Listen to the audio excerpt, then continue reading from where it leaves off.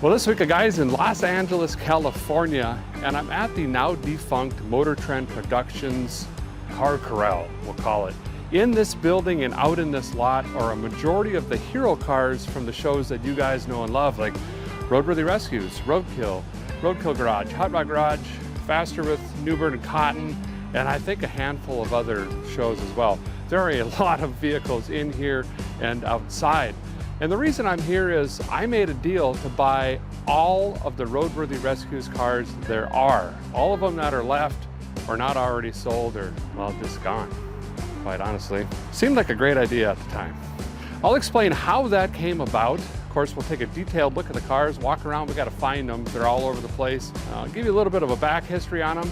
We're gonna try to get them fired up because ultimately I need to decide which one of the cars I purchased I'm gonna try to drive home across the country. And of course, we'll take a look at some of the other rides here. We've got the Rotson right here, Stubby Bob's back there. I don't know what else we'll find. It's gonna be a lot of fun. Let's dig in.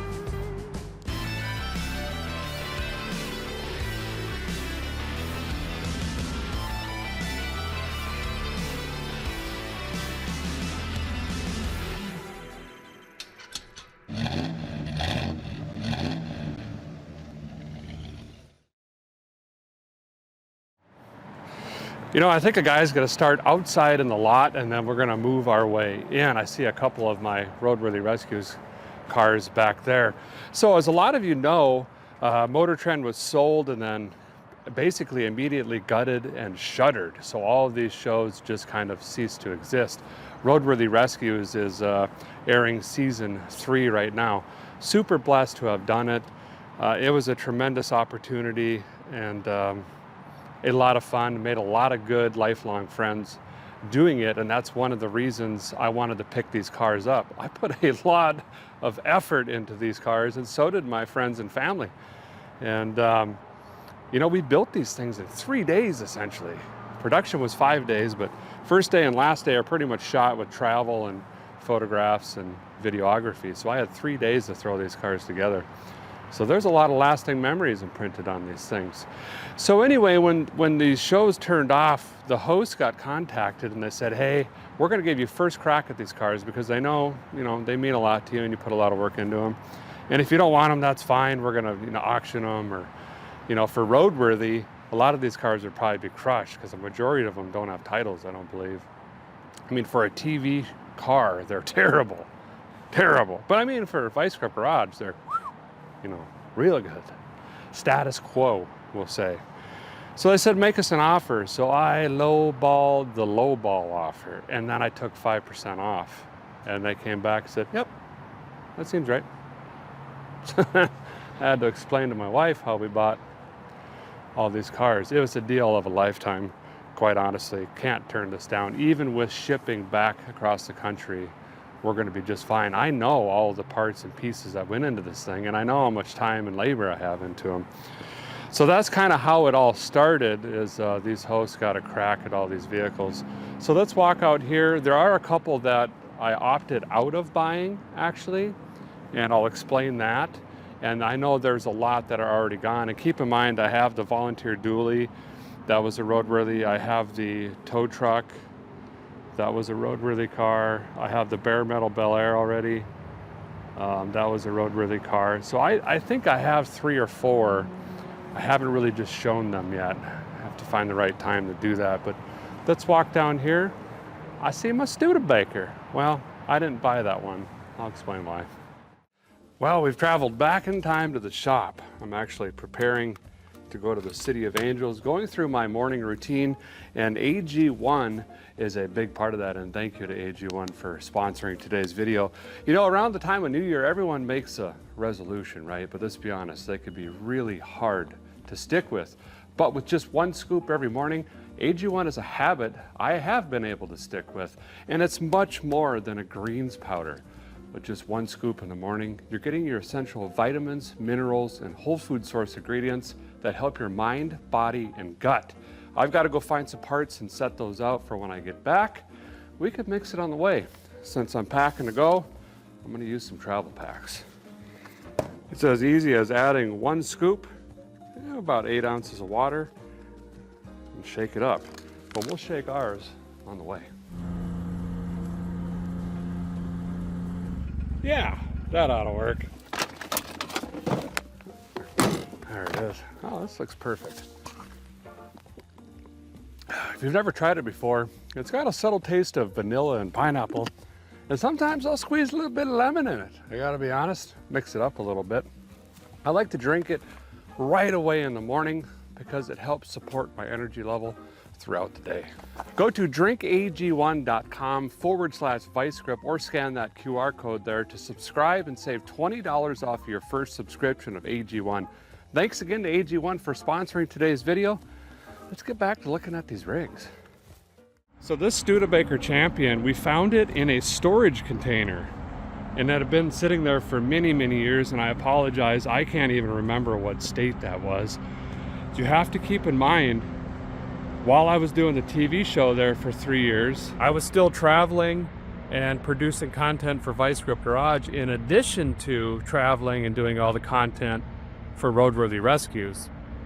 I could not have worked another minute of any day possible. We still never missed a Friday for Vice Grip Garage, and we managed to shoot a television show. So some days were a blur. I'd be in, I think that was Oklahoma or something, Kansas, and then I would fly directly to Michigan or wherever for Vice Grip, and then back to Texas for Roadworthy, and then over here. It was an absolute whirlwind. Got a tabby running over there. So anyway, let's take a look at the Studebaker. This is a cool town and country.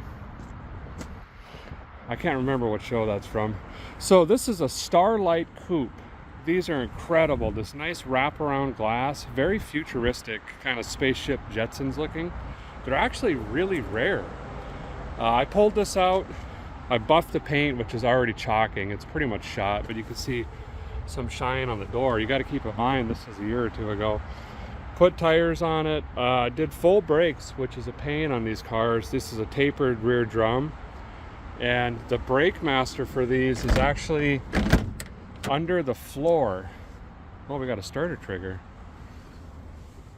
Is that how we started it? I think so. A lot of this is going to have to come back to me. Yeah, we used a screwdriver and a starter trigger. But nice little Studebaker Champion. This one I passed on. The motor needs work. And I already have 3 or 4 Studebakers, and Freiberger was interested in it. So I said, I tell you what, Freiberger, you can go ahead and buy the Studebaker. I don't mind whatsoever. So he purchased this Studebaker, and I think he's probably going to be selling that. Now this one I'm excited about. This is a 1937 Chevy.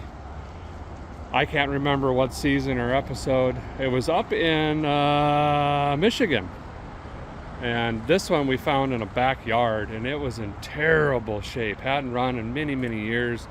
The glass was disgusting. I see here it says runs, but do not start, sprays oil. That's a new issue. I don't remember that whatsoever. Same thing, brakes, tires, went through the ignition, fuel. Like I said, we put all glass in it. I think I had to put a water pump on this. It's hard to remember.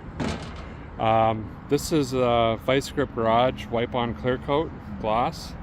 Still holding up great, sitting out here in the sun. Got a really nice shine to it. That patina is incredible on this car. And then we needed interior and we were running out of time. These are blankets out of a truck stop.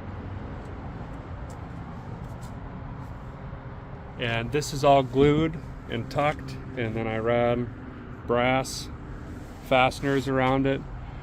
There used to be a really cute steam trunk back here, but I don't know where that went or what happened to that. It's got a battery in it. I'm sure it's dead. No key. I don't know if I gotta find someone to find keys or what. But this was a cool car and a lot of fun.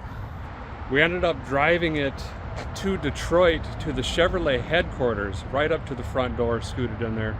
Pouring rain, all of this and that, but it was a really fun road trip. It does have the knee front suspension, and that does need rebuilt. That's going to be a challenge for me. I've never done something like that, and I'm looking forward to it actually.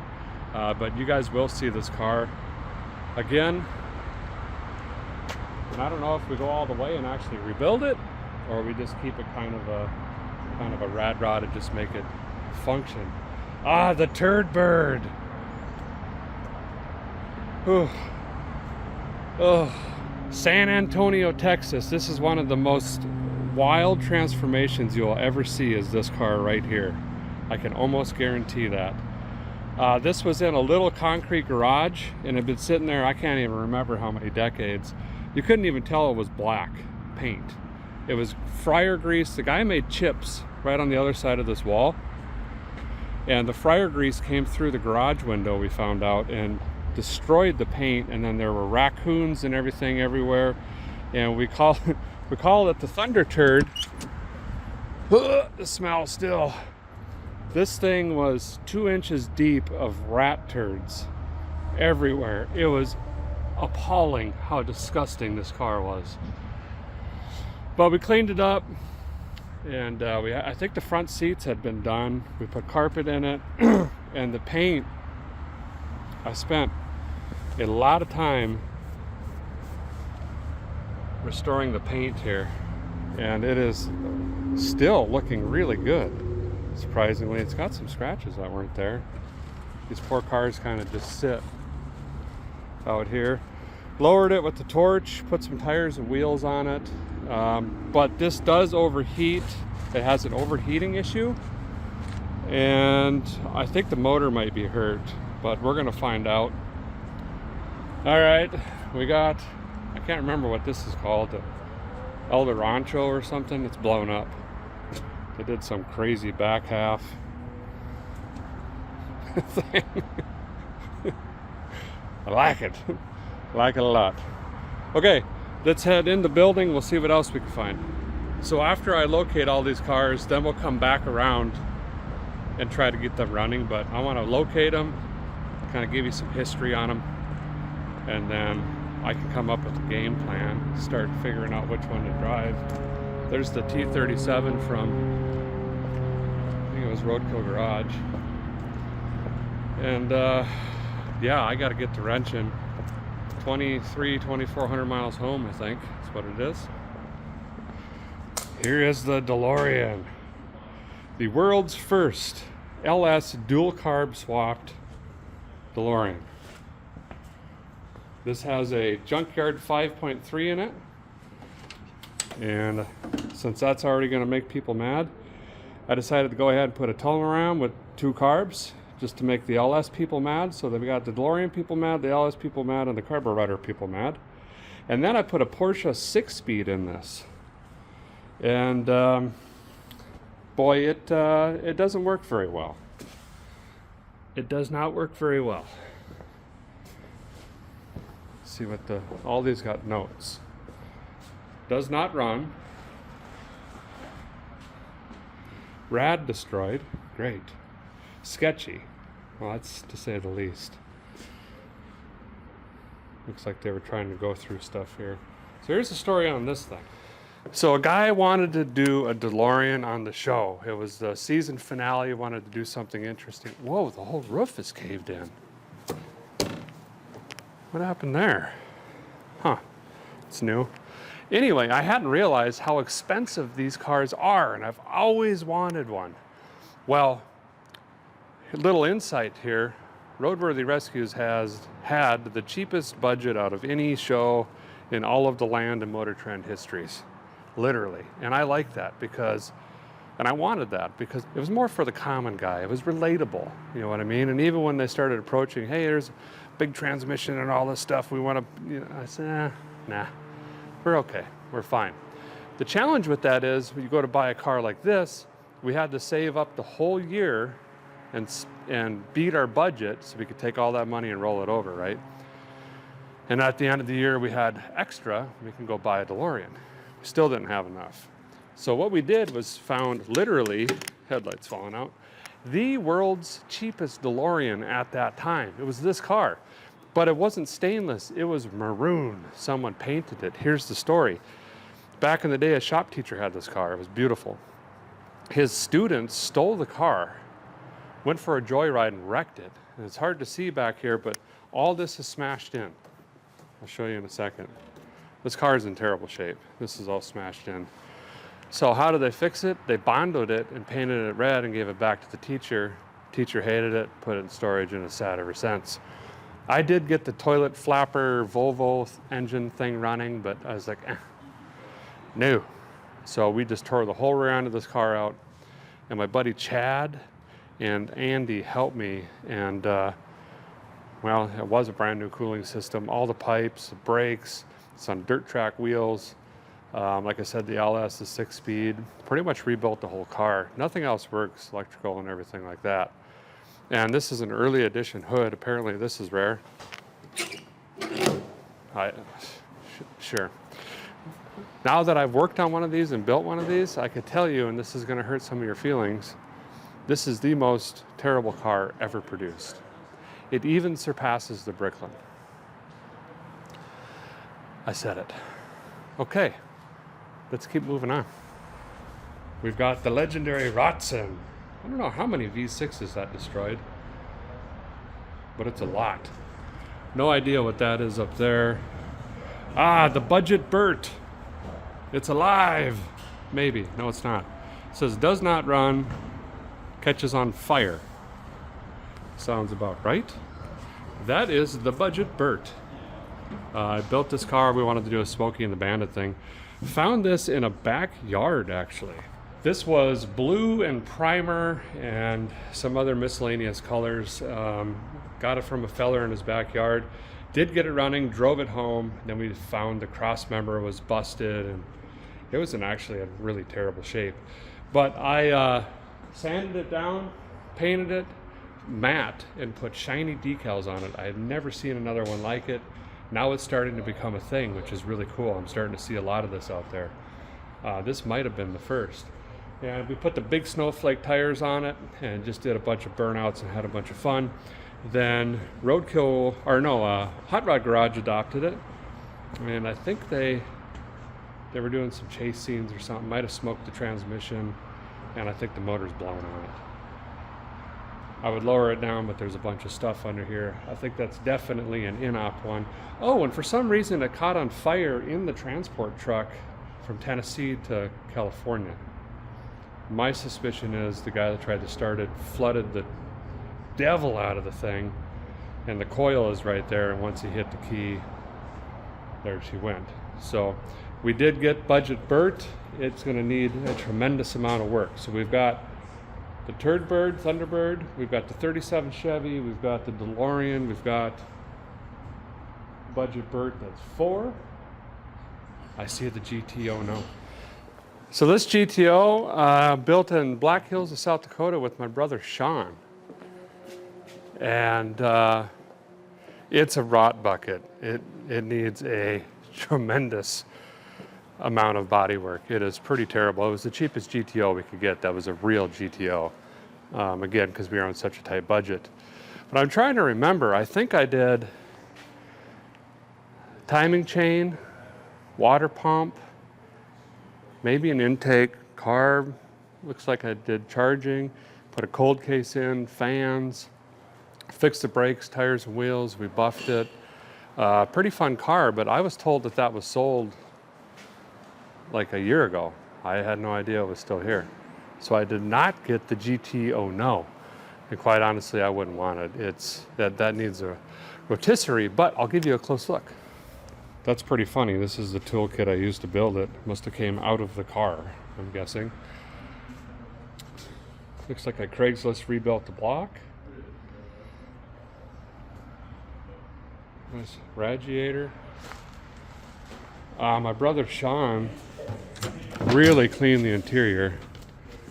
He scrubby wheeled the doors and really cleaned the seats up. I know that we put brand new carpet in it. Cleaned the console. We fixed the shifter. Some of that stuff. This was in it. We just left that be. Headliner's okay-ish. It's missing the sail panel stuff in the back. But the floors are Very shot. Wheel well houses are shot. Trunk floor, all that stuff. When was that? January of 23. Still a very cool looking car. Hey, the drug runner. I wanted to call this the El Cocaino, but we did not get approval for this particular vehicle.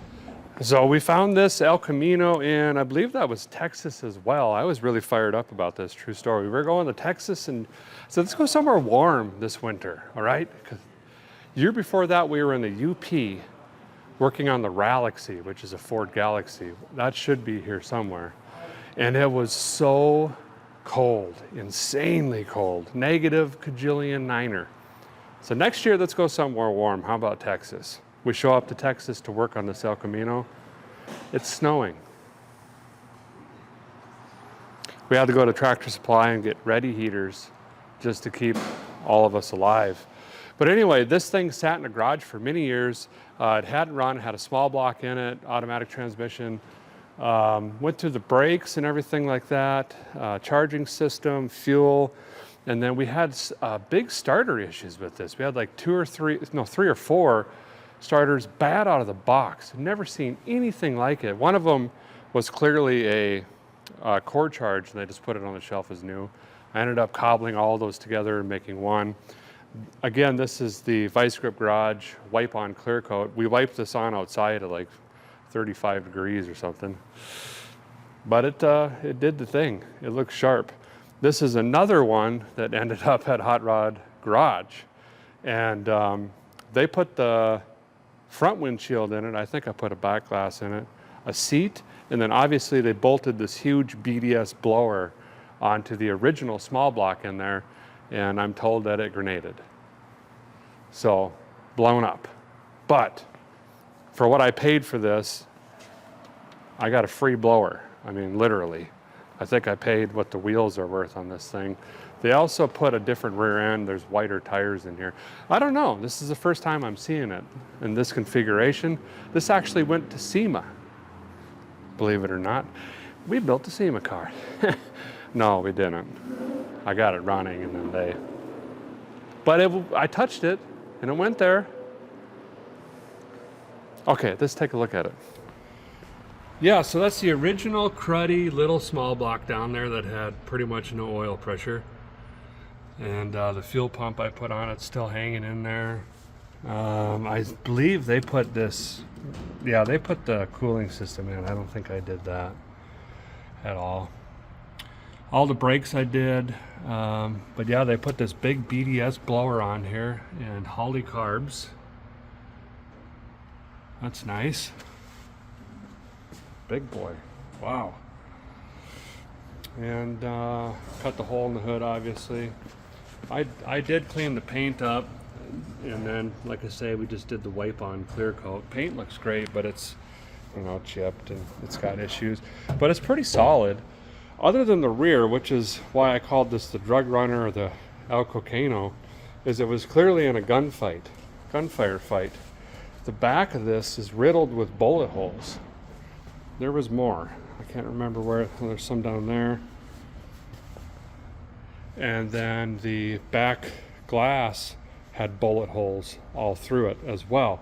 So it was like this was driving, someone was behind them shooting. Here's where this gets really interesting. Under here, oh look, here's the sign.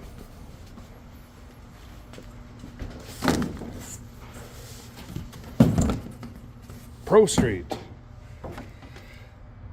Originally on Roadworthy Rescues Derrickbury, stolen by Hot Rod Garage. It's awesome. These guys did a killer job. Obviously put tubs in it too. I was going to show you, but I can't because they fixed it. I took a shovel.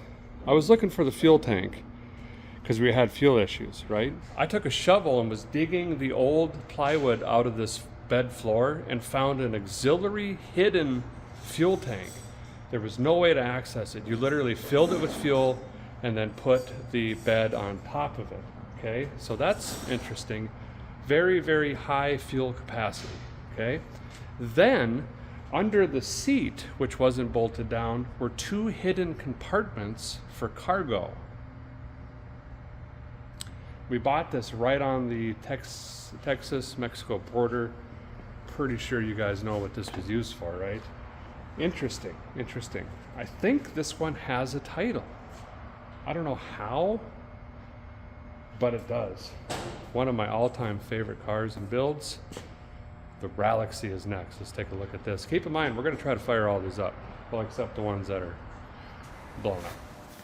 So this Galaxy was a lot of fun. I've always wanted to do a Ford Galaxy. We found this way up in the UP, miserable conditions, hadn't run. Original engine was shot. It had a crack in the block. And we ended up putting a 911 out on the face space and Instagram on Vice Grip Garage. And one of our fans, and I'm so sorry, your name has slipped my mind. He drove from somewhere crazy through the night with another engine we found on Craigslist or something, with like a diesel Jetta and a homemade trailer. Had to take that engine, throw it in the car, and cobble together a different transmission because we had clutch issues and flywheel issues and starter issues. There were so many trials and tribulations with this car, but it ended up looking amazing, and it ended up being key art for a lot of stuff. And I think this was on display at headquarters for quite a while as well. This really is the definition of roadworthy rescues. We took something that was regarded as junk or a scrap car and turned it into a running, driving, kind of a rally car. It's a tribute to the European rally kind of stuff. And I'll show you some stuff on here. My friend Lem came up and lettered the car, and in the back I did a tribute to the crew because we were all miserable. Everyone was helping. My buddy Andy was with me. And to top it off, we stayed at this is all behind the scenes stuff. The only place to stay was a casino. It was the only motel within 542 miles. Okay, place to buy state-issued cigarettes, and then a casino. Andy and I might have stayed up a little late first night. So we learned our lesson, and the second night, we stayed up 2 hours later than that. The third night, I don't think we went to bed, and everyone left me. And I was the only one at the motel. Everyone got to the shoot and didn't know where I was. I was standing in the lobby going, okay, are we done now? But anyway, it was a very good memory is what I'm saying. Let's take a close look at this. There's a lot of really cool touches, and you got to see this engine. Oh, can't have that. There we go. So this is a 223 straight six, and we've got the Offenhauser old school valve cover. We've got the intake on here as well. I believe that's a Clifford, split headers, of course dual carbs, kind of hot rodded it up. Had to do all of the wiring on this car, and when would that have been? 22, so 3 years ago already. Painted the engine this bronze color, just thought it would be neat, kind of like a Le Mans kind of deal. I think this does get warm, I can't remember. Did all the brakes, of course, everything like that. When we had the engine out, we scuffed everything and painted the whole engine bay area as well. Put hood pins in the front and rear. And then we got this nice gold pinstripe coming down it. The horsepower, we got the dual Weber power, which kind of would have been a thing back then. We got Meatball with 64, and that's just because of the year of the car. We couldn't really agree on a number, so we went with that. Oh man, this roof's been getting dented in. That wasn't there. And then we've got the big roadworthy rescues down the side. Ouch! Don't worry, fixed it. We got 64 with the flag. Nice little touch. Look at that. All done by hand. He's so talented. My buddy Lem. Galaxy, and I love this part here. This is a crew that was with us. Andy helped me. Sandon's the showrunner, camera A, camera B, sound, and then all these guys are support. Christina, Michelle, make sure everyone shows up, do all the scheduling, motels, booking, and a lot of behind the scenes stuff, budget stuff. And Sean, he's on to bigger things now too. He was kind of the guy that helped source the cars. Derek, what do you want to do? Galaxy. And he'd go find one. boom tube exhaust. This thing is, without a doubt, the loudest vehicle I've ever owned in my life. Hands down. Put a nice wheel in it. We changed the shifter to the floor instead of the column. We put these Mastercraft seats in, and harness bar went in as well. There's our helmets from when we were goofing around.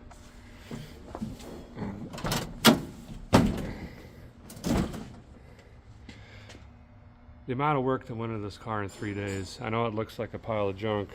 I'm just telling you. It was a lot. So we've got the 64 Ford Galaxy. Oh, look. Runs. Very loud. So that's cool. Let's see what else we can find. Of course, the Savoy. This was, it's got a Hemi in it, new Hemi. That's Hot Rod Garage. We got Stubby Bob, the wheelie machine. Boy, these pipes are bigger in person. This thing's got to be so loud. Extra drive shafts taped to the roll cage. Love that. And then the little mid shaft. This has a, was it out of a boat or something? I can't remember. Oh, they fixed that so you don't lose an ankle. I think Freiberger got this. I'm not quite sure. Don't quote me on that. But very, very cool. This whole shop is full of tools and parts and stuff that has to go away. This Camaro is really cool. Wide body. Look at the flare on this. My goodness gracious. I saw pictures of this, but never saw it in person. I think it's fairly underpowered, was the general consensus. Some of these I'm not familiar with. I think that's the Maserati rebuild. We got the NASCARlo. I drove that in the Holiday Hoopty Challenge thing. I was with Team Dulcich. We won. I think we won, actually. I have a trophy somewhere. I can't remember where. Duster. Ah, the Model A. Let's talk about the Model A next. This was really fun too. Apologize about the lighting in here. It's kind of inconsistent. Some of it's motion activated. This is a 1929 Ford Model A, and this was another experience that I'm never going to forget. And hopefully you guys that have watched me for a while are starting to understand that it's not necessarily the vehicle, it's the experience and the company. And this one had all of that. I can't even tell you how many years. I'm gonna guess and get it wrong. It's something crazy like 30 or more years this thing sat off the road. And this was right in Detroit, and we built it at the very first Ford dealership, motor vehicle dealership in Detroit. That's where we built it, and right there was. Now on this one I brought my buddy in, Paul Shin. He's a Ford Model A expert and a good friend of mine, and he just knows like deer the headlights and the surround and all the bits and pieces and everything about it. He's able to quickly identify, and he's mechanically, well, a genius with these cars. And we tried very hard to get the original engine running that was in this car, and it just did not have the compression. We even tore it all the way down, and you know, just would not go. He ended up running out with one of our production crew members and found another Ford flathead that was hooked to like a water pump or a generator housing. It was from a farm or something like that. And that's what's in here. We tore that all down, painted it, dolled it. No, the first one we painted and dolled up didn't run. This one didn't get painted and dolled up because we were out of time. We ended up getting this one running, but same thing. We switched it to I think a new style alternator, but it's still a 6-volt. I'll show you that. Put a new starter in it, ignition, distributor, lightning whirler, stuff like that. It ran, but it was pretty poor. This engine is fully used up. Interior, we took it to a super sketchy upholstery place late at night. One of our crew members actually stayed there, I think through the night, just to make sure the car didn't disappear. And they did the seat for us in the top real quick, like not original style, just needed something because it was all rotten and gone. And then we drove it downtown Detroit and took it to the Park Place plant. And we drove this into and parked exactly where Henry Ford would have parked his Model A. And again, I just sat with, they're trying to work and I'm just sitting there, you know, marveling at what's going on. And if you want to see a tour of that building, you can go over to Vice Grip Lodge, L-O-D-G-E, Vice Grip Lodge. And I just grabbed my cell phone and we walked through the Park Place plant and I actually found Henry Ford's original office. And we walked through there, his conference room. He had like a secret assistant room and all this stuff. Go check that out too. That was a lot of fun. This says no run, no gas. It should run, just very poorly, and there's a secret to starting these. Even Model A's that run great, if you're not a Model A person or don't know how to start them, they're not going to run. We'll try to get it fired up. This is not a candidate to go across the country. No. Maybe someday. Oh, the Bandit. Check this out. So we did snag up this one. This is a 1951 Chevrolet Coupe that we call Bandit. And the reason being is I spent the better part of a day, this is another floor mounted master cylinder, on the frame, and it was seized. And I tried torches and grinding and chisels and air hammers and had to finish cutting the rotted floor out. It was miserable, but there was this old dog named Bandit. He was my best friend. And he hung out with me the whole shoot. He was hanging out with me. So we ended up calling this car the Bandit. I think I shine juiced this. We did some interior work, tires, wheels, brakes, obviously, I think ignition. On the way home, I had to flush the radiator out. I flushed it on the side of the road with a bunch of distilled water and made sure it was completely clean. And then just as a joke and fun, I went and sat it in a waterfall and let water run through it, but it had already been cleaned out. This one gets hot. I know for a fact. It ran pretty good, but it got hot almost immediately. We'd go 50 miles, have to sit, 50 miles, have to sit. But we'll try to get it fired up. It says it doesn't run, not enough 12 volt, and that is because it is not a 12 volt car. There's not really a curator or someone here that takes care of these full time. I think they have someone come in every now and then. So if you look at the car and you don't know, you assume it's 12 volt, it's not, it's a 6 volt. So that coil is probably fried now if they put a 12 volt battery on it. Probably not a candidate to get us home. Let's take a close look though. Guy went with black Steelies and just a standard center cap. Of course, the Chupacabras.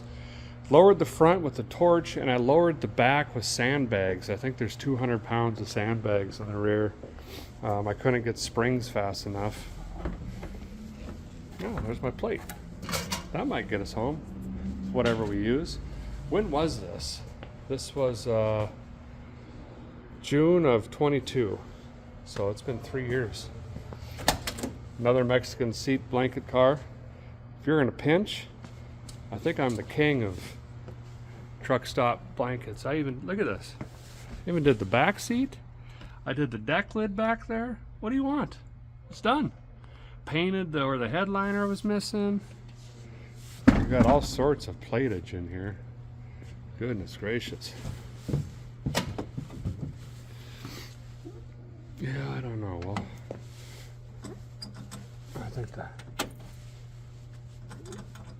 battery's dead, of course, or missing. I didn't even look. Shine juice is hanging in there for being that old, but we'll probably do something different with this. Oh, battery's just gone. Looks like I did a fuel pump, ignition, probably cleaned the carb, I put a water pump on it. I did that on the side of the road on the way back to the shop. And I think that radiator is just shot. But overall, pretty solid car. It's going to need some wind, I guess. Is this the car that has an engine in the front and the back? No, I don't think so. Okay, what next? The Travelall. Picked this one up too. This is a 1970 International Travelall 1000. It's a half ton and it's got the small V8 in it. This was also a bear. I don't mean to sound like I'm complaining here, but man, this one was a tremendous amount of work. Okay, so if you remember the Thunderbird we looked at earlier, we went there to get that car and it became apparent that was not going to happen. I was not driving that home. It just health-wise couldn't happen. So we went through his backyard and found this 1970 Travelall. I call it the Travelall because, you know, Tennessee. Brake bleeder kit. And things went great, then they didn't. And then they kind of went great again. It ran poorly, and then the water pump went out, but International was very poor on any sort of consistency, from brake lines to brake masters to water pumps to fan clutches. I mean, all of it. They were scrambling to stay in business, and they were using whatever parts and pieces they could, essentially. But we had issues with the water pump and the hub. I had to tear this all the way down right after I got it running again. We had fuel issues. I did swap on a different intake with the 4-barrel carb. New brake booster and master cylinder. I think I did the front and rear brakes all the way around, if I remember correctly. And then the fuel tank clogged, and I think we put a cell in it. White wagon wheels and some all-terrains, white letter out, of course. And then we tried to drive this all. Well, I did drive it all the way home, but I think the rear main was going, if I remember right, puking all over the exhaust. It was terrible. But let's take a close look at it and see if my memory will get jogged last. First place I want to look is down here. Oh yeah, they got pans, so it pukes. It pukes. But yeah, we put this Holly on. That 4-barrel, like I said. You can see that water pump down in there. That was a bear. One's a big nut that screws on, and then this is a different style. Essentially, it looks like I brazed the radiator. That didn't really hold. But I like to look with the white wagon wheels and the BFGs. This is the fuel tank that's plugged. There's a side tank and a saddle tank in the rear back there, and this is how I fixed it. Still fuel in there. I bet it's really good. Oh wow, yeah, it smells terrible. Everything's in here from the trip still. I just get out and walk away. I don't even know what that is. It's heavy. Shocks. Looks like we bought shocks and didn't put them in. But that is it. This sat off the road for a long time as well. Don't worry about that. It's got a hitch. This would be a good taking the boat. Oh, I forgot about that. We pulled the Thunderbird. That's right. Well, that was sketchy. But pretty solid rig. Not bad. Look at the roof rack on that thing. I love Internationals. I mean, it's just a 4-door Scout, pretty much, right?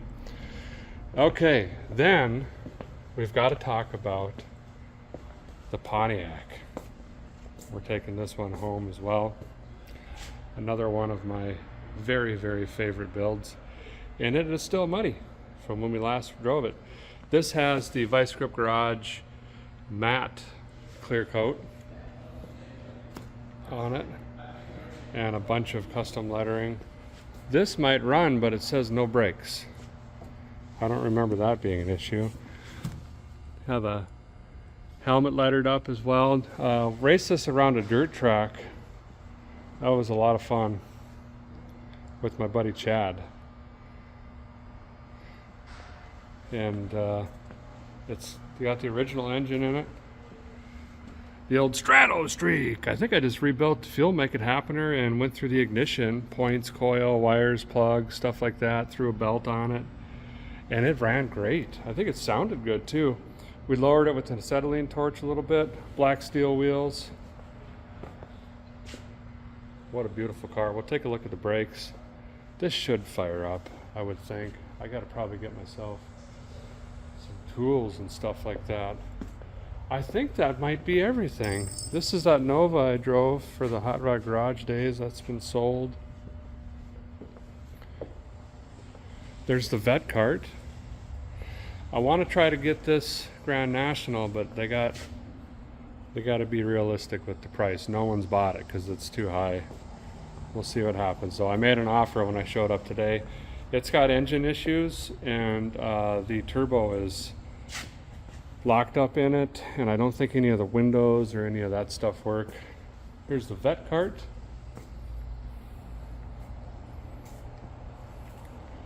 Got to hang out with this during that holiday Coupe stuff. Boy, they even got cars down in there. They're everywhere. I think Finnegan bought this car. Are we missing any?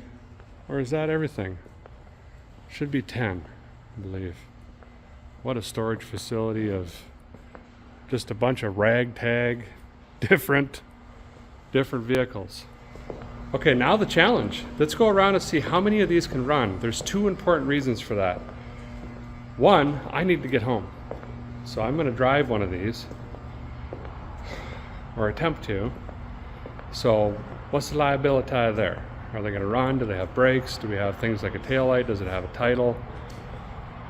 Stuff like that. And two, I need to figure out what runs anyway, because I'm gonna have to have a semi-transport come and get the remainder of the vehicles, and if they don't run, they call them in-op, and when they're in-op, they charge you significantly more because they have to come with winches and extra people and all that stuff. So I want some of these to run if possible. That'll save us a bunch on shipping, and then I have to make a list so I can get back to the shipper. We've got today to do it. We've got 10 cars to go through. Let's make it happening. Oh, I need tools and stuff. I'm sure they got stuff in here.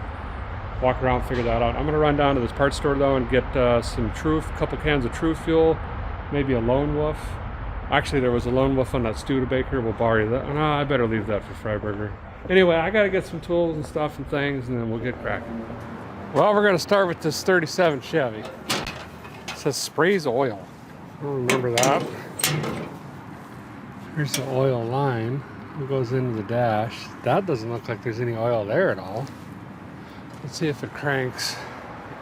I did buy, I got some fluids and a cheapy little jump box thing. Found the key in the key box. Okay, that clicks on. Neutral. Choke. It cranks.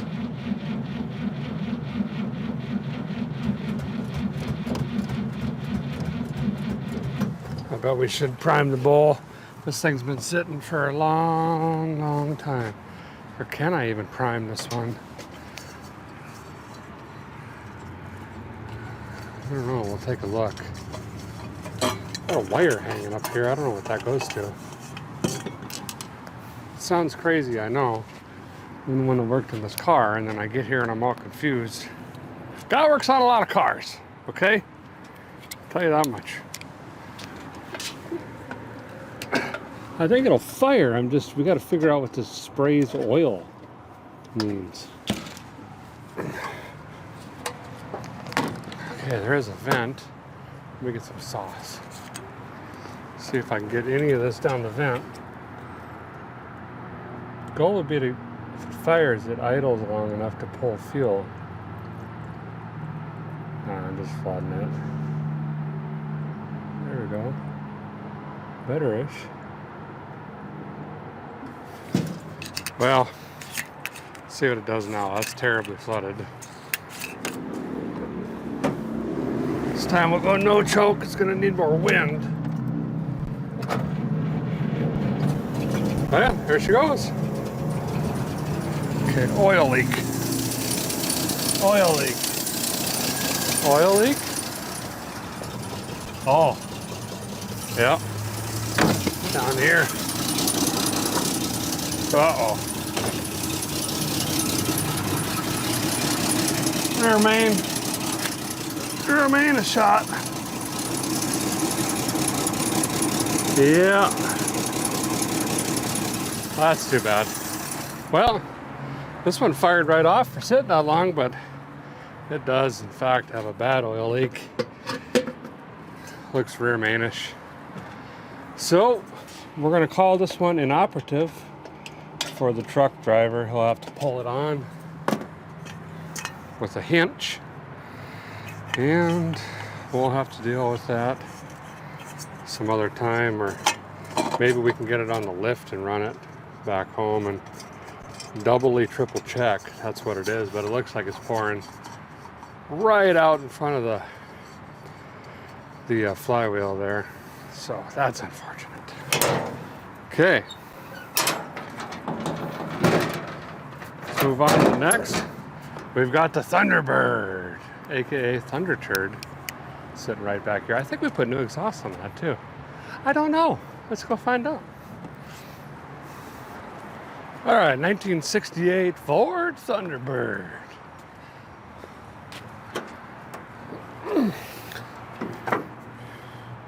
Whoa. All right, I forgot I'd done any of that. It's got a sniper and a performance intake. But yeah, you can see that I overheated this. I took this thing to 500 Mach Venus probably 13 times. I think this motor's probably got to come out. But wow, it's got EFI. I labeled stuff. I used weather pack connectors. What in the world? Huh. Well, I'll show you. Come on in here. Yeah, look at that big old puppy in there. We got the Sniper 1 because it doesn't have a fuel pressure regulator. Sniper 2 shaped a little bit differently and has a regulator. But yeah, look at that. EFI and HEI. Looks like we went to a GM Lightning Whirler, so it works, you know. Battery 2023. But yeah, this thing was overheated something fierce. Yeah, there's no juice left in it. Well, let's see if it fires. I guess, did we check the oil? Maybe? Yeah, that looks pretty good, sure. I guess if it runs, we don't need to run it forever since it doesn't have coolant, but let's see what happens. Battery's probably dead. I can get my battery tester out.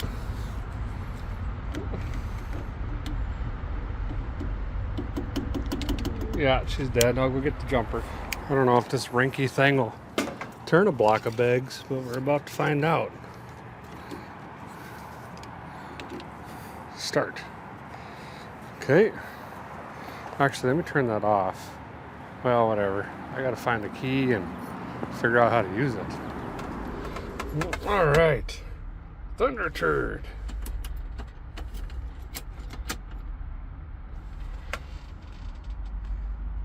Dead?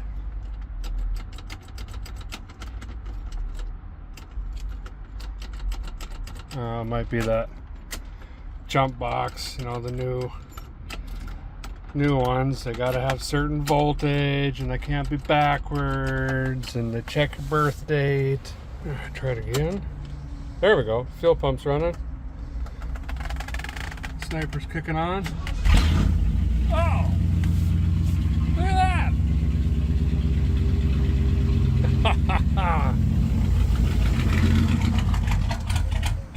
Oh, might be out of fuel. Might be out of fuel. Oh, the jump box probably turned off. And that needs 12 volts. It's charging, but see, it's fluctuating crazy.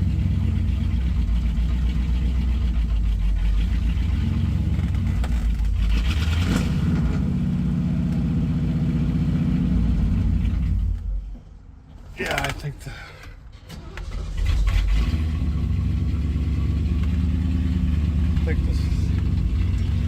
once it loses voltage, it's going to drop the pump and all that.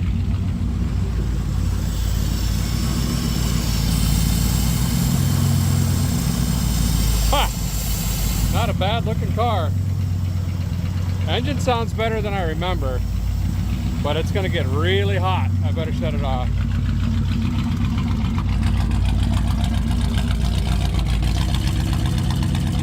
Woo! I bet some aggressive mufflers on this thing. So this runs, I'll leave a note on the windshield, maybe a candidate to drive home, but I'd have to figure out the overheating / is it a head gasket issue? No, I take that back. I don't think it would make it. But I'm gonna make a note to dump some coolant in this. They could probably at least drive it onto the trailer. That'll save me some money on transport. So this one is not inoperative. So we're 1 for 1. All right, let's head inside, keep going. You know, your stuff is junk, but then you don't feel quite as bad. Kind of feels like the normal when you look at that door lock compared to my door situation. Anyway, as expected, this thing is junk. Try to hit the start button, just goes down. So I gotta go try to find a jump box here. This has a bigger battery because we've got this MSD LS series. It's an ignition control box that runs the coil packs. On these here Lightning Saber engines, some call them LS, they have a coil pack for each cylinder, and that box controls the timing curves and everything like that. So I actually had to plug a computer into that and make a timing table and all this stuff to run the engine. Basically gas just kept hitting the up arrow, and whenever it had a box that said yes, I checked it. Why would you say no? So anyway, let me try to get out of this now. Go get a jump box. Probably should check the oil. Oh, looks like there might be something in it. This exhaust is really cool. Basically open header, and then my buddy Andy made this. It is rowdy. Well, neither one of these junk boost boxes are doing nothing. With this particular rig, I'll probably have to go buy another battery, and that's got to be a side poster. So we'll move on for now, but I was told there was some damage. Ugh.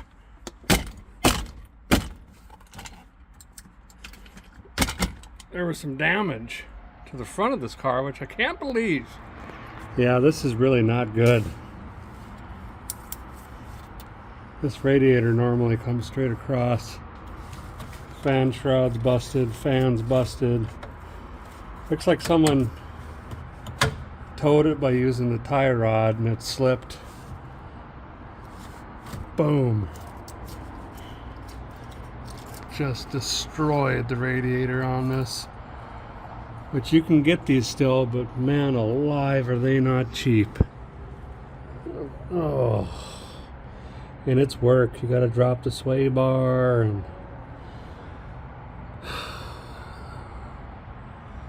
these cooling tubes go all the way under the car.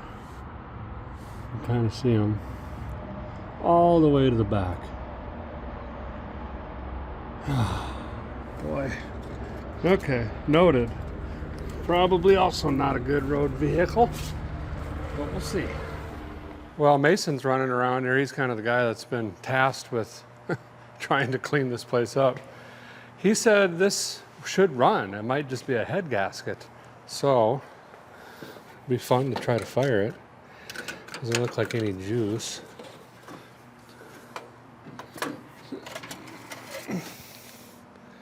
Oh yeah, she's way over full, milky. But let's just see if we can get it to bark off and make noise. Because if it can crawl itself on the trailer, boom, $400 savings. Let's see, can I even get in here? I don't know if it's a digital pump. Yeah, it's a manual, I remember.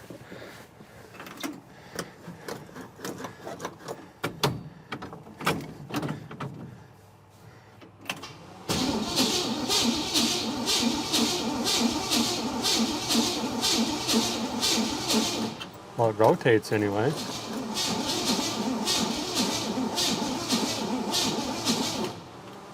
Not sure why the fans are already on.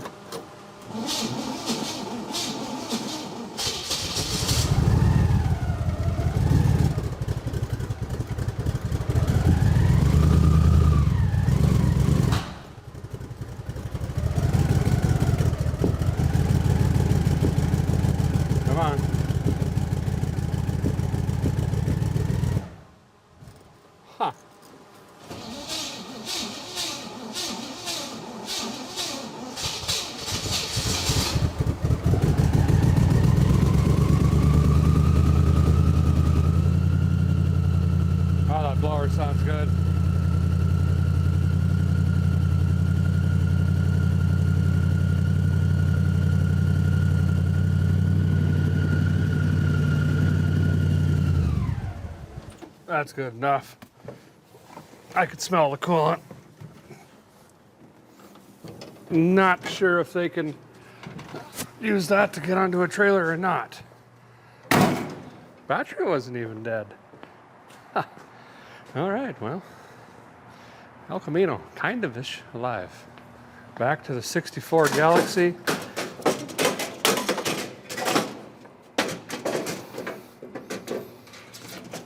Get my Millennial 9000, see what it says about this one.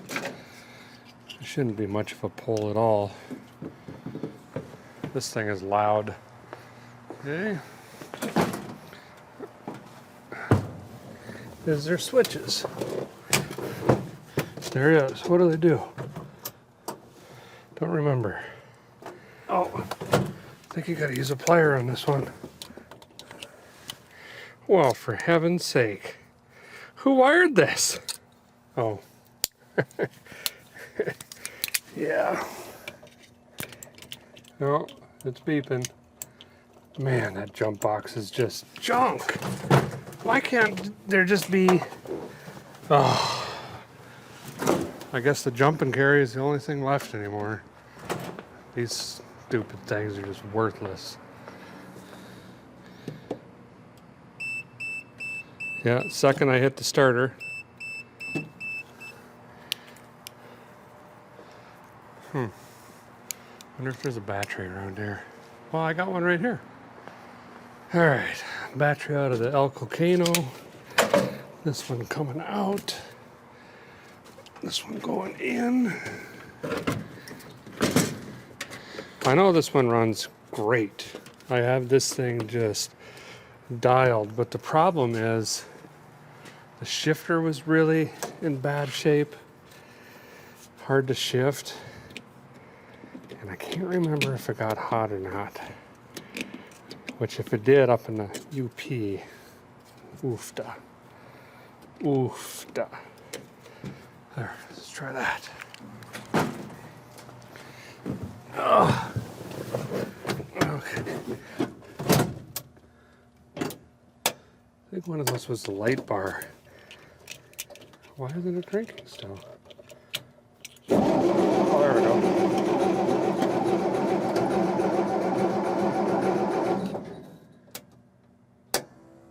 Ah, the far right one's the fuel pump.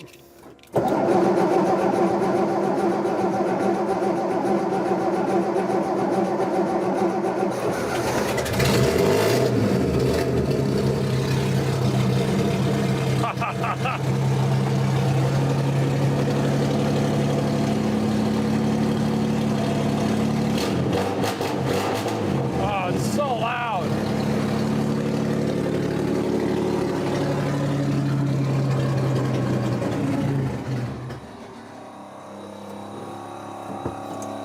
What is that? What was all that noise?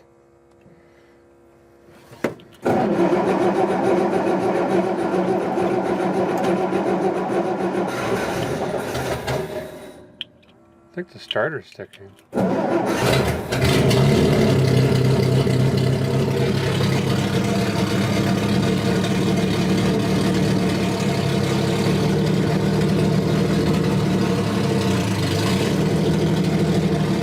That's got gears.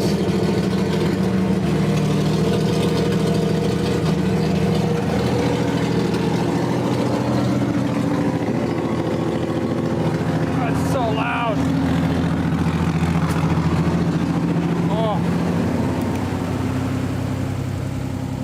Runs like a sewing machine.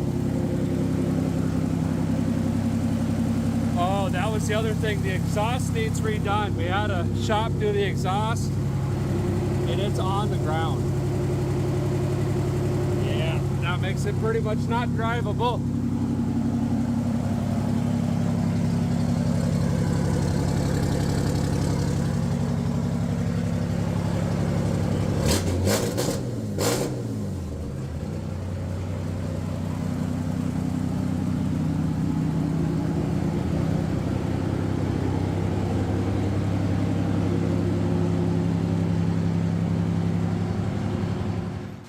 Yeah, that's a good running car. We can, boop, pin that up as a potential.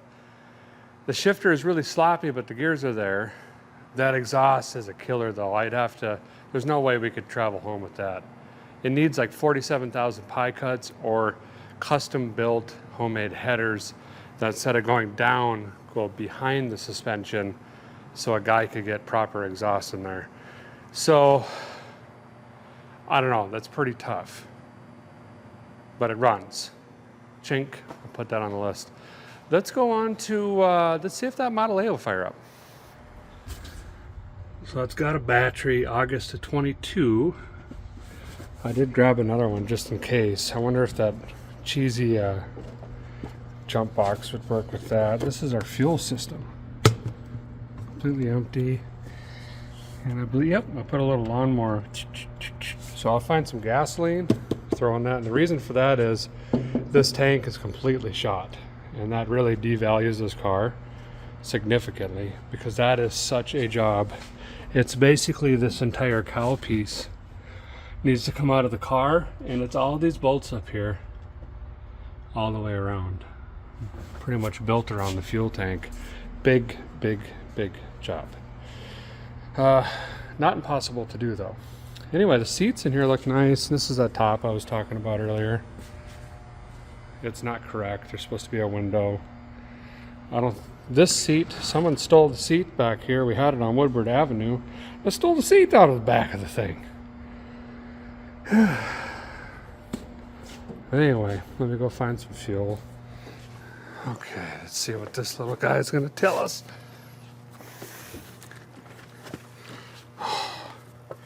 Gas cans. By the way, I spray painted this car. This is spray paint. That should be enough. Just to see if it runs. Yeah, I don't want to wipe my hand on it because it'll put scratches in it, but that is 100% spray paint. Shave in the thing. Same with the car. Okay, so now turn this on.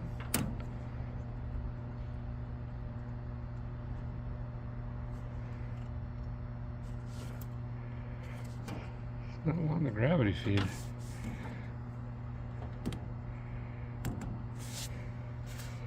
Maybe I do got to put more fuel in it. Okay, we'll see if we can get this to fire. Every Model A is a little different, but they all got kind of the same handshake. Timing down. Tickle the throttle. About 3/4 on the gav. Ignition hot. Choke. Neutral. Here we go.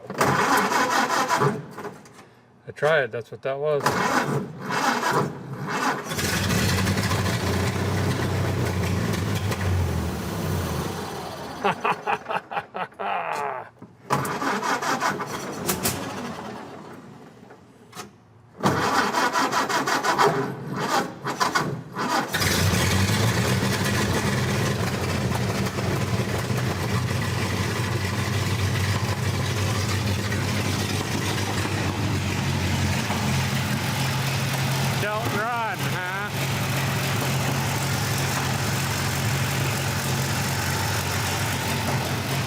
See, it runs, it's just not great.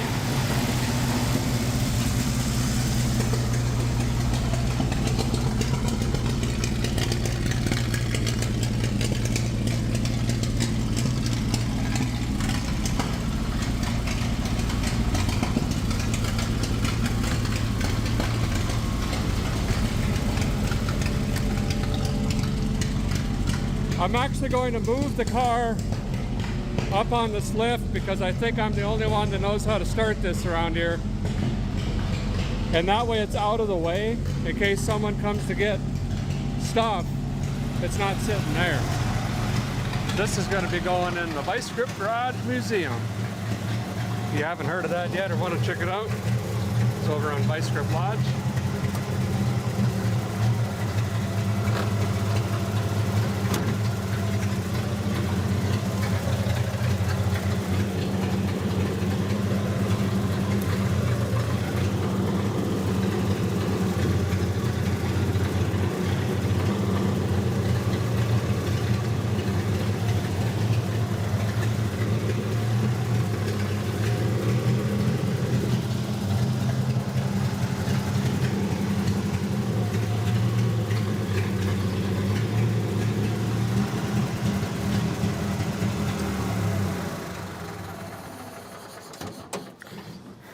There we go.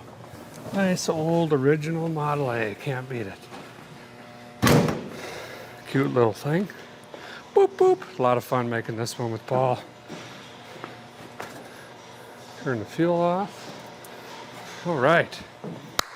It's a runner. We're going to say it's a not because the truck driver, no offense, isn't going to know up from left. 55 Pontiac. Let's do it. Get this 287 fired.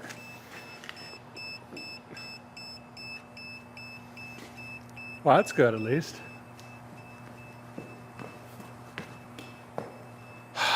Okay. Let me shut this off. It's going to be tough on the billfold, but here's where we're at. This is a waste of $160. Don't ever buy it. I'm going to have to go back to the parts store. DeLorean needs one. 55 needs one. The Galaxy needs one. I should probably find a voltmeter. Check the Travelall and the Bandit. No, I got a 6-volt for the Bandit. It's not going to be good. Has to be done though. They sit like this for 2, 3, 4 years, the batteries, without being charged. That's just the way it goes. So we're going to run back to the parts store. Ouch. Buy all of those. Ooh, I need to take all these out for cores. And then we'll be back to keep cranking. Back with the Lightning Cube. You know, these Pontiacs take a very particular battery. No, this one's got the go handle and it was the cheapest one on the shelf. Okay. Toss that in. Expert hold down stabilizer thing. Okay. Throw that in. I think I put exhaust on this too. I don't know. Let's be honest.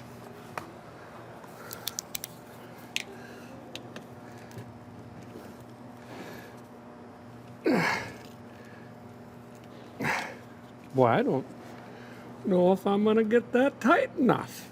Let me find a wrench dressing. Okay, I do have that tightened up. I'm gonna jump inside here and see if we can fire this off. Oh, it's got a key. Who would have thunk it? And an electric pump. I don't remember that.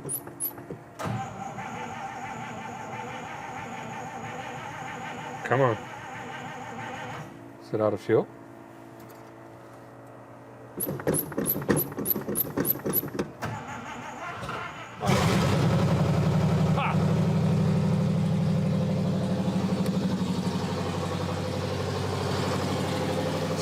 Streaker says 287 cubic inches of theory. Right there. Oh, the headlight trim.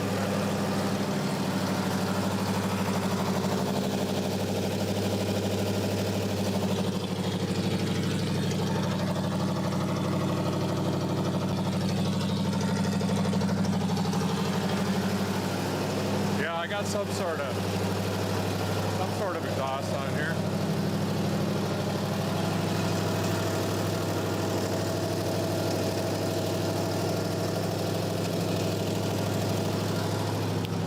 Nice.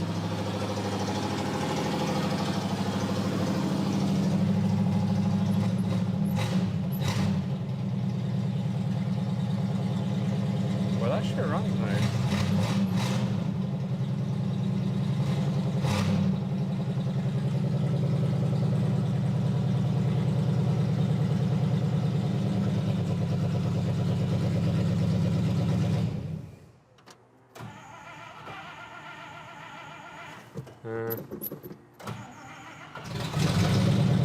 Might need the carb clean.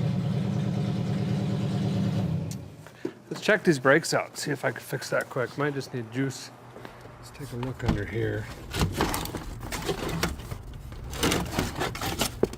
Well, I could have thunked, or is this like the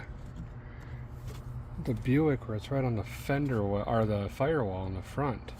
and it goes down, which would make sense. 55, 56 Buick, Chevrolet.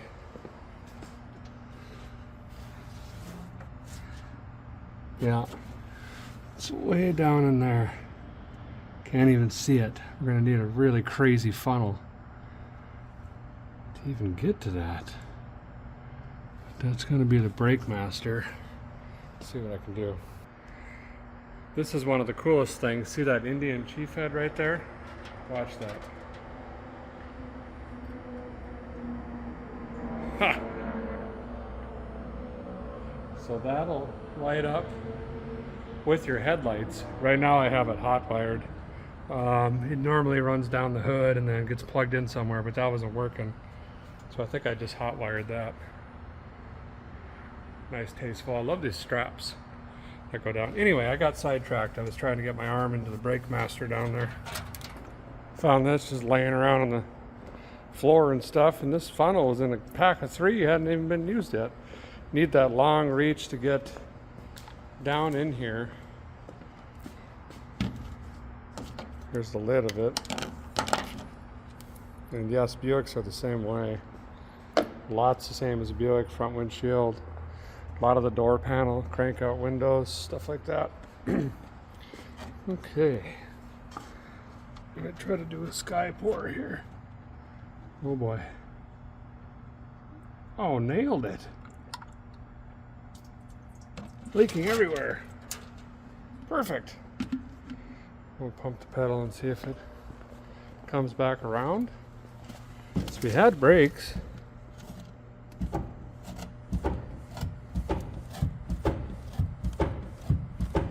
No, that's not looking good.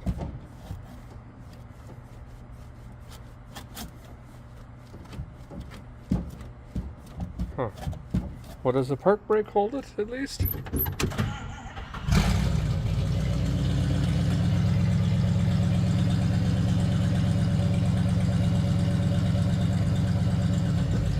Yes.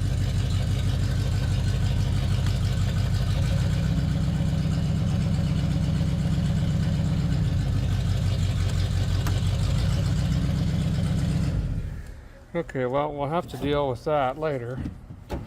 Runs, transmission works, no brakes. That's weird, isn't it? Guy has moved on to the Travelall. This is definitely going to need a battery clamp. I picked one of those up when I was getting lightning cubes. This has got the Agadanum Platinum Premium Space NASA battery, so I bet it's probably still up. This one starts with a screwdriver and a secret switch. I don't think there's a key. In fact, I think I snapped my Leatherman off in the key thing, if memory serves me correctly. That's fine. I'm going to set this as a gift in the passenger seat of that car. There we go. I'll get this clamp on quick. Let's see. Secret screwdriver, maneuver, handshake, switch.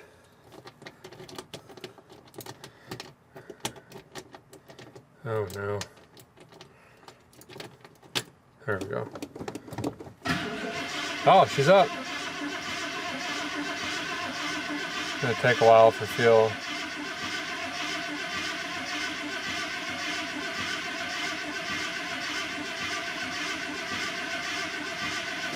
I think I put a new starter in this, but let's not burn it out. Oh man, I dinged this Caprice, sorry. Sorry about that, sir. ECU missing and no tune. Sorry. Oh, that's what the note says on the steering wheel. Anyway, let me get some juice. All right, we got a new battery clamp on here. We'll twist on this thing and see what happens, but that's another one that's got my tool bench. What is this, 3 years old now? Who knows? There we go. I'm surprised I didn't run that over to there. I think I was just pretty well over it at that point. Let's see if we can Primalize this a little bit.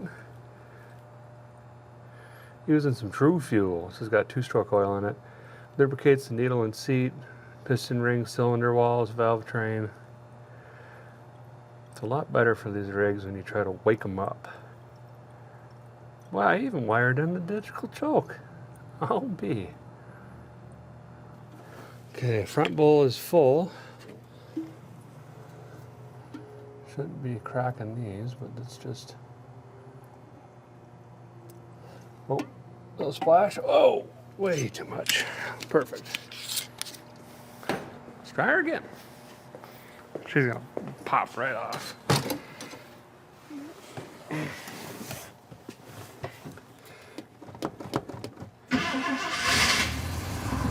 Ah, look at that. Valve train's a little noisy. Why doesn't the gauges work?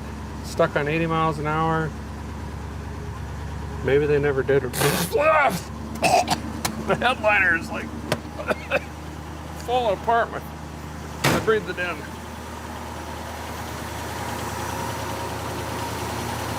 I think we had a bad rear main on this though. Let's let it run for a minute until it either runs out of oil or starts knocking. Instead of looking underneath of it. Back's starting to hurt, you know? Let it warm up. Uh-oh. Well, the best solution for pollution is dilution. So I'm going to fix the bad gas by adding some of this lesser-ish bad gas in this jug I found against the wall. It fired the Model A, so maybe that'll help here. There's shag carpet in here, by the way. See that orange up there? Nice. It fired right up, though. Look at the cargo room in this. Haven't really decided what to do with this yet, but I knew that I had to have it. You don't see these a lot. Had I taken 5 more seconds, I would have figured out the fuel issue.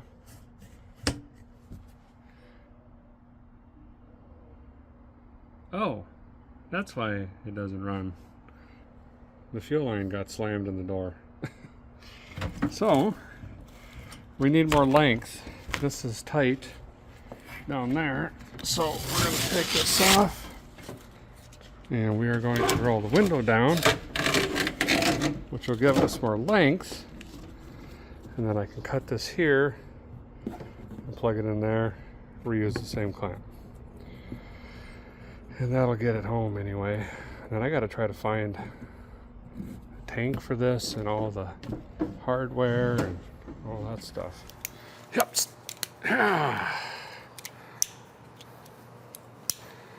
Okay.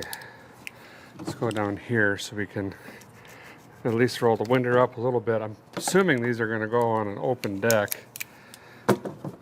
So if it starts raining and stuff, we don't want to get this nice upholstery wet. There we go. Now, I think that's it. Ha! Whoops, almost forgot my leather person. All right, let's crank it again. Should run fine. I gotta prime it though. Whoa, hazard.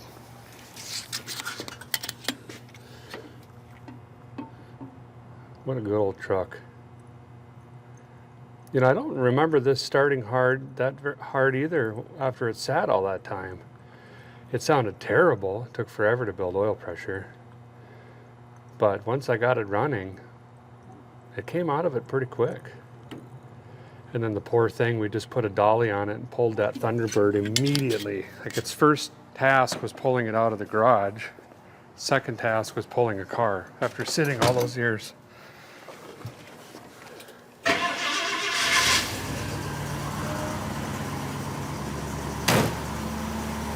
Wow. Now it's pulling fuel. I can see the varnish in there. What a good little truck. Whoops, I don't want to suck that down the gap. This had an air cleaner. Where's all that at?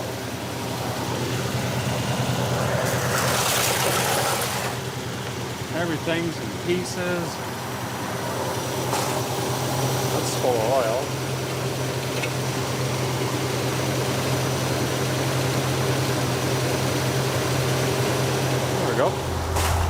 Needs ATF. Nothing. Maybe that's what was dumping, was transmission. I can't remember. I'm going to shut it down though, because I don't want to burn up the pump if it's empty. So let's check the transmission fluid on this. Yeah, I see all the smoke.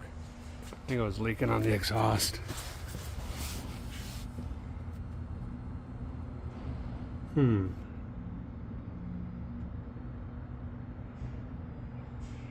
Oh, that ain't good.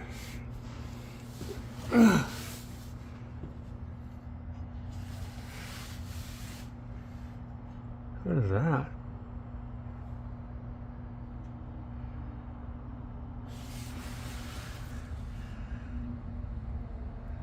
Let me try to figure out what that is.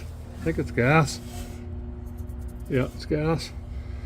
And then you can see all the burnt stuff on the pipe there. Definitely is leaking oil tremendously bad. Mason got this down for us.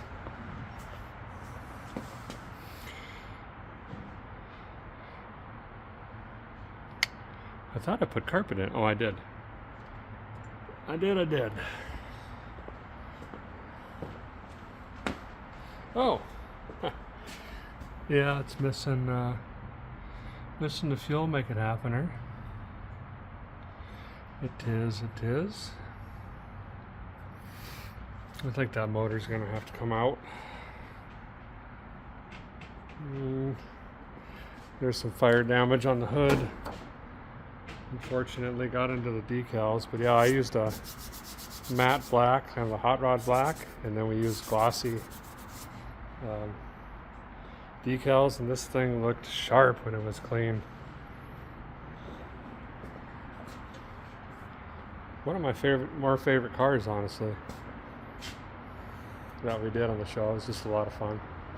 You even got the old Burt Reynolds and Tanner on her. That must be the rear carpet. We'll bring her back.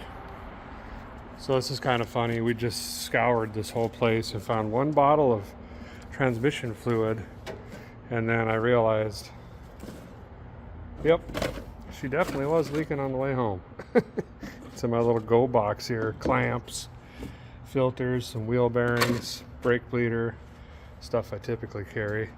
So we'll throw, it's probably 3 quarts down anyway, and I'm also going to drop in just a splash of that brake fluid we were using on the 55.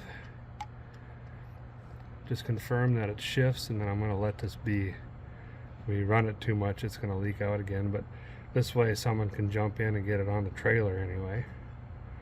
But I think this engine needs to come out and be resealed. Same with the transmission. And then after all of that work, we have a rusty, dented 70 Travelall that nothing else works on. Huh. Projects. How neat. After this, we'll go over to the 51 Chevy.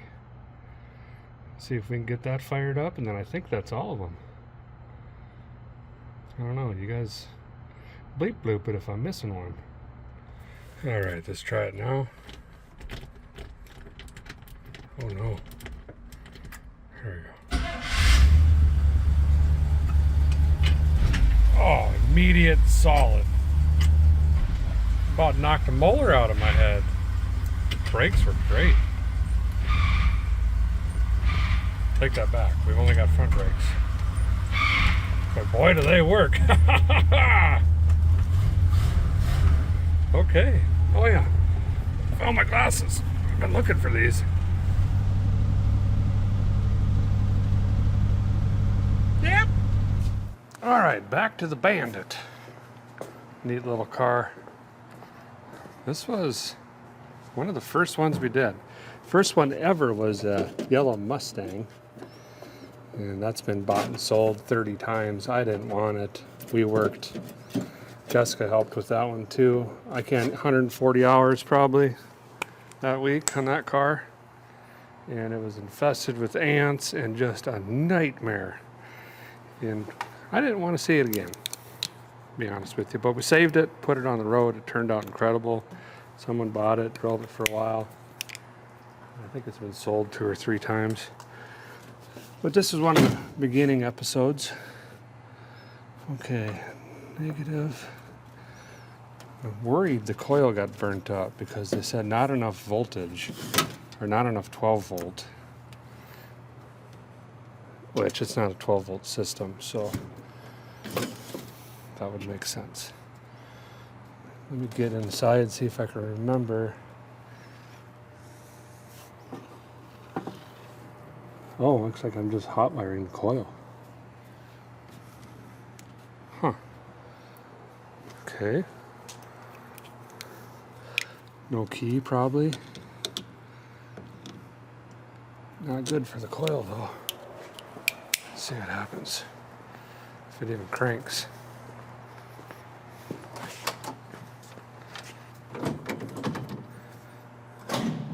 Yeah.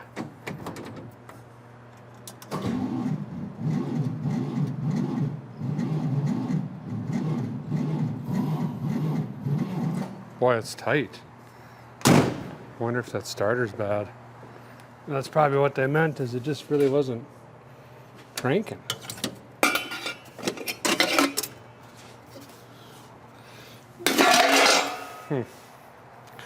Let me fiddle for a minute, come up with a game plan here. Oh, prime it. I doubt it's gonna fire cranking that slow. But we can always try.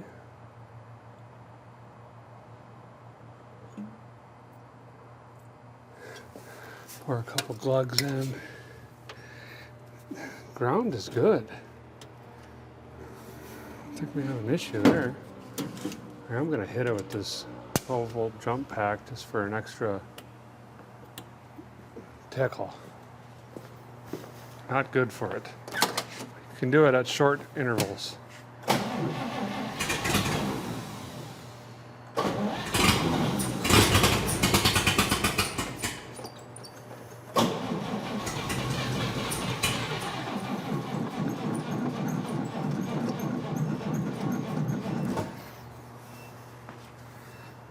Oh, it fired. I can smell that battery. Let's let that just relax for a minute. Yes, you need to just re-die. Go away again. Where did I put my juice? Oh yeah, down here. Come on, Bandit.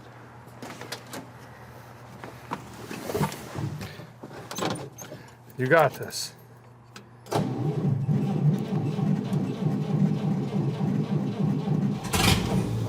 Yes, come on.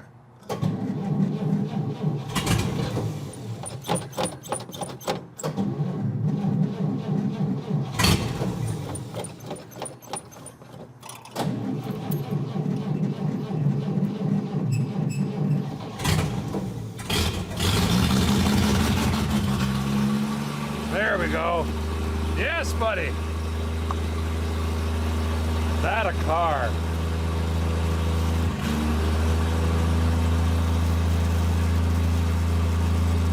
Great oil pressure.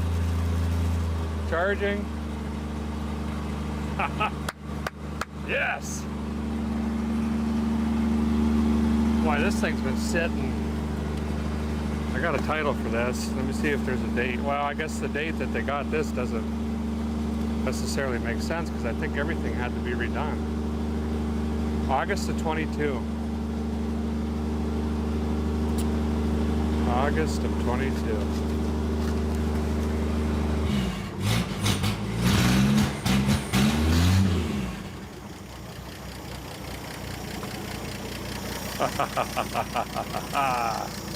Cute little thing.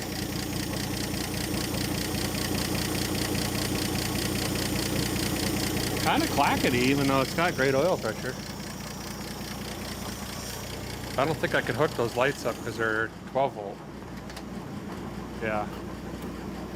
Got those yellow hollies in it, but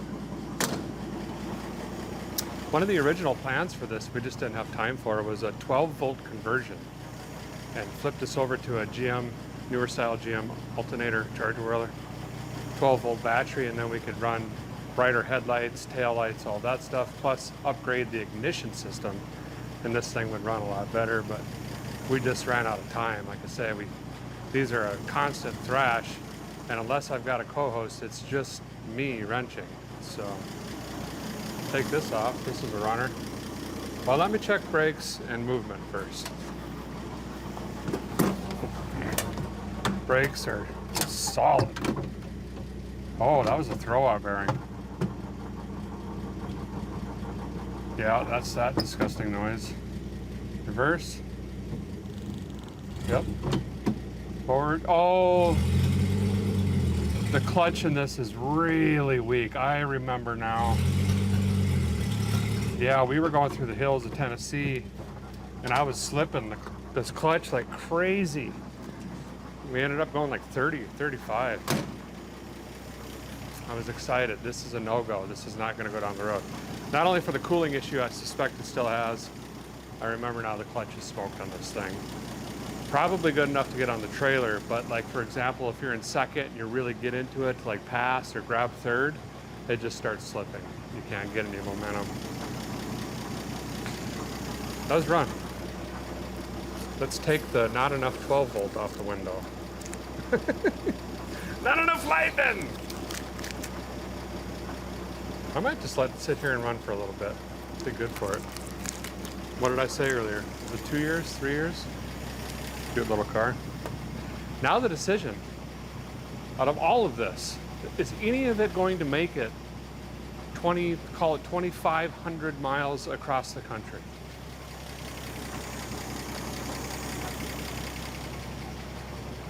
Boy, I don't know. Well, that brings us back to the DeLorean. I got a side post battery, none of that fancy stuff. I think I was on my third one of those. We're gonna just go right to the old Super Start side post. Let me get this bolted up and then we'll crank on this. See what happens. I think I see why the battery is going dead. I got a marker light on. There's a door lock light on. Boy, I put some rubber on the back here though. It's pretty neat. There's a bunch of random clicking and stuff. I don't know if I got... It's like a weird phone dial somewhere. For lights, I think. Or no, it's a button. Did that do anything? No. It did not.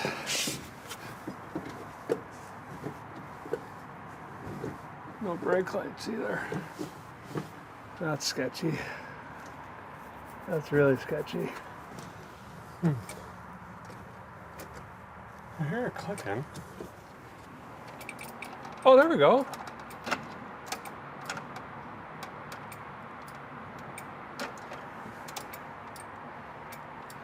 Huh. So we might have headlights, but not taillights. Well, anyway, that's not important right now.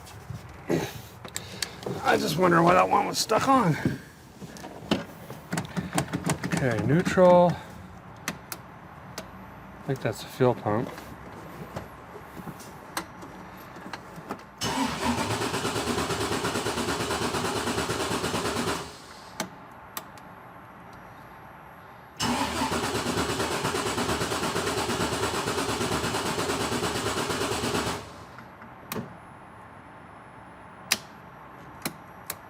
One of these ignition?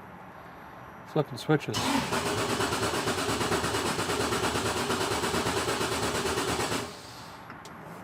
Let's see if we got fuel. Normally it would fire by now. I don't know why or how, but we have blinkers. Anyway, it's got fuel.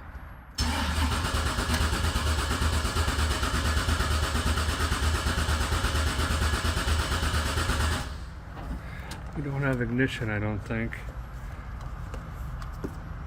Great.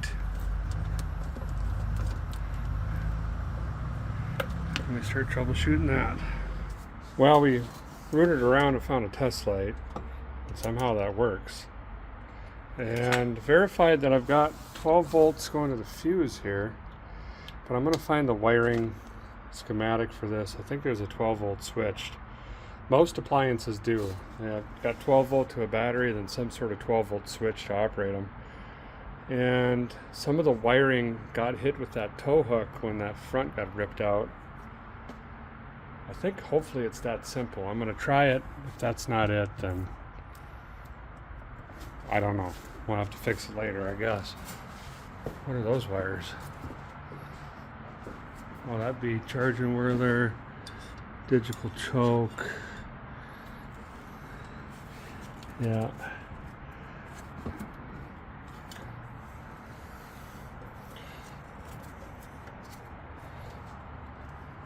Spent a lot of time on plumbing, trying to make everything symmetrical and neat on this. And this thing is really tight in here. Really tight. Anyway, let me track wires for a minute. I got to find a schematic, read it, and see what happens. Well, I have cranked and poked and prodded, and I am bamboozled. It won't fire. I don't think I got spark, but I don't really have tools. I don't have a spark tester. I don't have a voltmeter, some things like that. That one is a non-runner, and it gets the sketchy sticker as well. That stays on. I think that's all of them. We've been through them all, right? What did half run? A little more than half? That's pretty good. Now it's decision time. So I put some thought into it, and you guys probably been thinking about it too. Let's have a little bit of fun if you want to play along. Bleep bloop it down in the comments. What is your guess? Which car am I going to try to drive home? Literally across the country. I start tomorrow morning early. It's got to have some reliability.